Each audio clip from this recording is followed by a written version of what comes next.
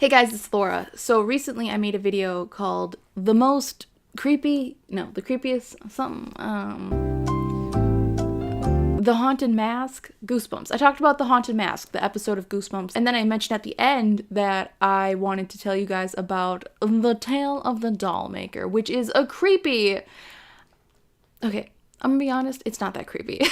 It was creepier when I was a kid, and then I just rewatched it about a week ago, and no, it's not. But I do have this weird fear of dolls. It doesn't apply to all dolls. Not all dolls. So like a Barbie doll, I can definitely drop kick a Barbie doll. That was awkward. But porcelain dolls, I hate them so much. This episode involves a little girl slowly turning into a porcelain doll. So let's talk about it. The opening of Are You Afraid of the Dark in itself is terrifying. It's my favorite opening of any show I've ever watched. Like today, nothing can hold up to it. Even today, 15 seconds of just pure nightmare material. It's fantastic. There's of course lightning. You have kids laughing in the background, which I don't like children's laughter. I mean, I want kids to laugh, but I don't like when people take the laughter of children. They're like, let's put this over a creepy little doll. You're in a garage and you hear creaking, you hear ooh, you know, and then you add kids laughing. It's my hell. So the show opens and the Midnight Society, they're like hanging out. I really want to be a part of the Midnight Society so badly, but I wasn't invited. Is it because I wasn't in Canada? I'm like right below you, but that's fine. Submitted for the approval of the Midnight Society, I call this story The Tale of the Dollmaker.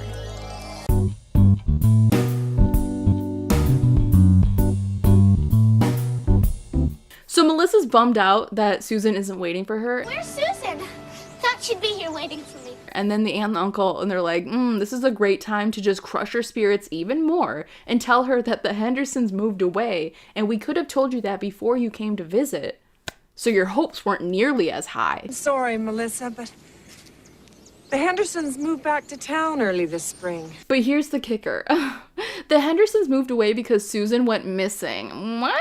Oh my god! Anyway, they didn't tell Melissa that until a little later. But why? They love this place. Well, we don't exactly know why. You sit on a throne of lies. So Melissa's bored out of her mind. She's not sure what to do. So then she decides, hey, I'm just gonna go over to the Hendersons and see what is up. So Melissa goes over to the Hendersons and she just like opens the door because it's unlocked. And then she just starts walking around. She's like, Susan, Susan, are you here? Susan!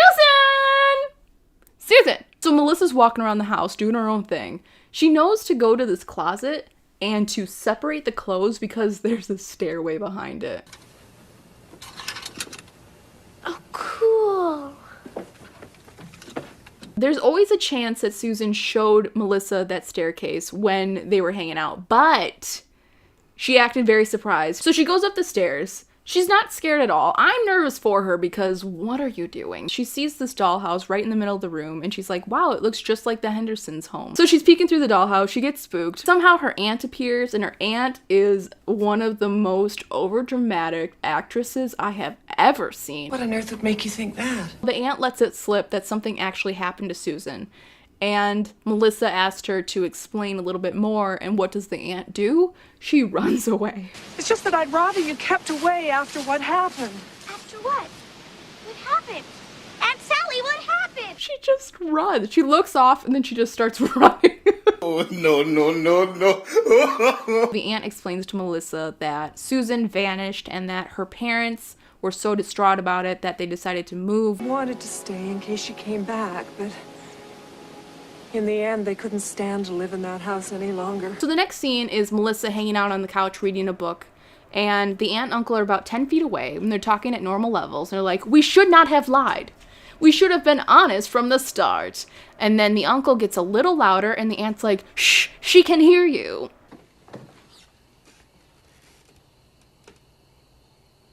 Melissa goes back to the Henderson home, and she sees that there's a door that when you open up the door, it actually leads into a dollhouse. And she thinks that she sees Susan. Susan! Melissa? So when Melissa was going to take a step into the dollhouse, her uncle came out of nowhere and he pulls her back And he's like, Melissa, look! And you see that it actually is a door leading out into the air where she would fall to her death. I've never understood why that door was there, because they never explain it. Maybe it's just a common thing in Canada to have Doors of death? I don't think so, but maybe. So the uncle boarded up that door, but then Melissa decides to go back over to the Henderson home. She's such a pain in the ass. She breaks the glass on the main door, and then she unlocks the door, and then she just leaves the glass everywhere, leaves the door wide open, and just walks in. And I'm thinking, listen, if you're trying to be sneaky, this is the horrible way to do it. Melissa goes back up to the attic. She takes all the boarding off that door. She opens the door. She steps inside, and it actually, you know, it's a real dollhouse. She could like walk in it. Melissa goes in the dollhouse, and she hears Susan's voice, and she tries to track her down. And then she sees Susan, and Susan is like all white on her face, and her hands are really white, and she's like, hey, what's up, girl? You know, that didn't happen. I knew you'd come. Yikes. So Melissa says to Susan that they should get out of there, and Susan's like, the attic. And Melissa's like, what? If Susan would have been like, Melissa, girl, listen, I'm talking about the attic in the dollhouse. Will you please figure out how we can get up there? But she didn't, so Melissa's like, I gotta figure this stuff out. Are you kidding me? Eventually she sees that there is a door leading up to the attic, but the door is blocked by a huge bookcase. Melissa tries to push the bookcase on her own, but of course it's way too heavy. So then she goes back to Susan. She's like, girl, I need your help. And Susan's just sitting there like this. She's like, oh, that's right. And then she like pops off her freaking hand. I'll try again. So Melissa goes back to the bookcase, and somehow she has a lot more strength, and she just pulls it down. She's like, I'm so strong. So Melissa goes up in the attic, and she sees this door. When she opened up the door, she was thinking that the door would lead to the attic of the house. Does that make sense? Like, remember that you are in the dollhouse, and when you open up the door, you should see the attic. Unfortunately, when she opened up the door, it turned into that death door where the only thing that you saw was the outside of the house and like a 20-foot drop. I don't know why, but it happened. So Melissa decides that the only way to exit the dollhouse is to just fall to their death, you know? Just give her a shot. Melissa takes Susan and she sits her on the ledge of the door where if Susan were to lose her balance, she would just... Melissa puts her arm over Susan's shoulder and they just like lean forward and then they go into this weird bubble.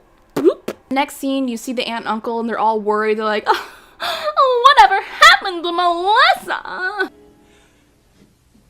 It's my fault. Oh, it's not your fault. Don't go overreacting. And then you see Melissa running out of the Hendersons' home, and then her aunt and uncle are like, oh, yes. Oh, Peter. Look, Melissa. Oh.